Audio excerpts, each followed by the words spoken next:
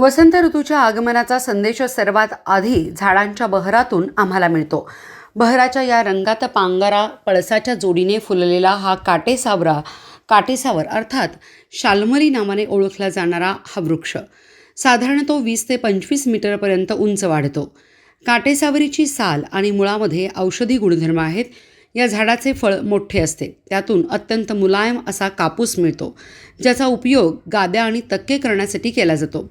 शिशिर ऋतूत या वृक्षाची पूर्ण पानगळ होते आणि मग वसंत आला की या उघड्या फांद्यामधून असंख्य लालबुंद फुले उमलू लागतात.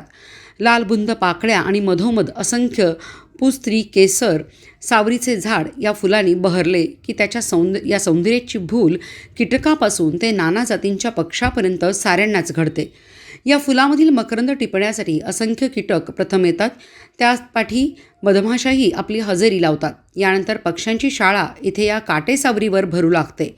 यातील कोतवाल, वेडा राघू, चष्मेवाला, टोपीवाला हे कीटक खाण्यासाठी, तर ही फुले आणि या फुलातील मकरंद मटकावण्यासाठी शिंजीर, टकाचोर, पोपट, ब्राह्मणी मैना, जंगल मैना, राखी कोतवाल, गुलाबी मैना, बुलबुल असे पक्षीगण इथे या सावरीवर घुटमळू लागतात.